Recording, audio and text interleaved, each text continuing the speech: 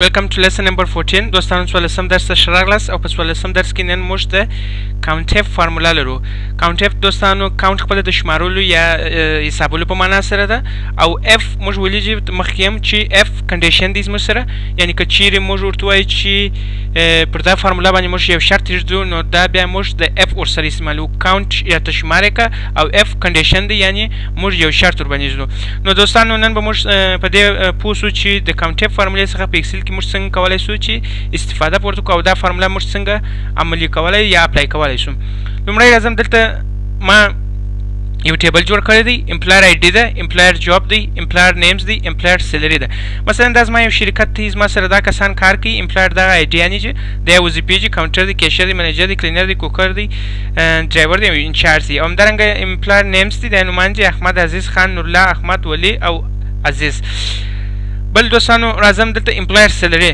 امپلایر سیلری دا دغه کسان چې زما سره په شرکت کار کوي د هغو معاشات چې. اوس راځم د کاونټ اف فارمولا څنګه اپلای کوم. کاونټ اف فارمولا مثلا داسې عملي کوو چې هم پر نیم باندې موږ اپلای کولی شو، هم پر سیلری باندې اپلای کولی شو. لومړی راځم پر نیم باندې. نیم کې موږ څنګه اپلای کوو.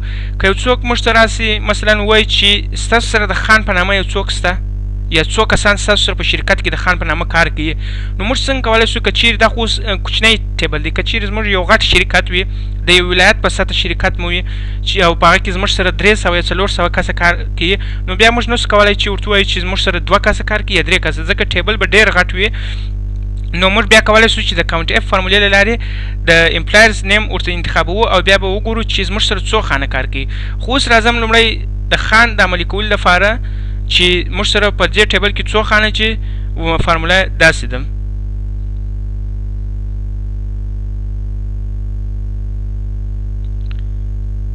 مثلا راځم ایکوال مساوي علامه خپله فارمولا لیکم، کاونټ اف قوس خلاصوم او هر هغه څوک چې مثلا که چیرې زموږ څخه نوم غواړي چې د نامه په باره کې معلومات غواړي، نو موږ هغه ټیبل ورته یا هغه کالم ورته انتخابوو. او که چیرې د معاشاتو په باره کې معلومات غوښتي نو بیا موږ د معاشاتو کالم ورته انتخابوو. نو اوس موږ د نوم کالم ورته انتخابوو تر پایه پورې. کله چې مې دا ورته انتخاب کړله کاما ایږدم. کاما چې مې کښېږدوله دلته کوټیشن مارک ایږدم او دلته ورته لیکم خان. کله چې مې خان ورته ولیکئ بیا کوټیشن مارک ایږدم او قوس بندوم، قوس بند کې انټر وم. تاسو وګورئ موږ ته یو په جواب کې راکړي. دا یو څه معنا؟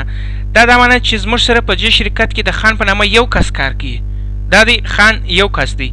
اما که زه چیرې راسم دلته د دا ولی پر ځای خان ور اضافه کړم، بل خان ور اضافه کړم او بیا به وګورو. تاسو وګورئ اتومات زموږ سره 2 سوله، یعنې دلته اوس موږ سره په دغه شرکت کې 2 خانه کار کوي چې د یوه معاش تقریبا 14,000 دی او د بل معاش 60,000 دی چې یو ډرایور دی او بل خان منیجر دی. نو که چیرې موږ په ټیبل کې بدلون راولو نو دی دلته اتومات موږ سره اوړي، ځکه په دې اوړي چې دا کالم موږ ټول ورته انتخاب کړی دی. نو دا و د جې وظیفه. دوهم که چیرې موږ غواړو چې د یو چا سیلري راوباسو یا څنګه موږ کولی شو چې د هغه سیلري راوباسو یا موږ عین سیم شی دغسې یو اګزامپل ورته جوړ کړو چې 15,000 افغانۍ والا زما سره څو کسان کار کوي، یعنې چې معاشات یې 15,000 وي هغه ما سره څو کسان دي. فارمولا عین شی ده، د هغه رقم ورته انتخابېږي، خو صرف هلته امپلایرز نیم موږ ورته انتخابوي کالم، دا ور به امپلایر سیلري کالم ورته انتخاب کړو. فارمولې ته راځم ایکوال کاونټ اف قوس خلاصوم، دا ورې دا کالم ورته انتخابوم ځکه موږ یې معاشات راباسو. دا چې مې انتخاب کړله کاما کوټیشن مارک او دلته ورته لیکمه چې 15,000 کوټیشن مارک قوس بندوم انټر وم. تاسو وګورئ 2 دا معنا چې موږ سره کوم کسان چې کار کوي په 15,000 افغانۍ باندې د هغو معاشات 2 نفره دي چې یو عزیز دی 15,000 معاش دی او بل نورالله دی. که زه دلته دغه عدد ته 15,000 ور جمع کړم دا به اتومات ما سره 3 سي. تاسو وګورئ اوس ما سره 3 کسه په دې باندې کار کوي. نو دوستانو دا و د کاونټ اف فارمولا او د کاونټ اف فارمولا په دې رقم و چې څنګه موږ کولی شو چې په یو شرکت کار کوو، د هغه په شرکت کې یعنې د دې فارمولې څخه بله کم کار هم موږ اخیستی شو.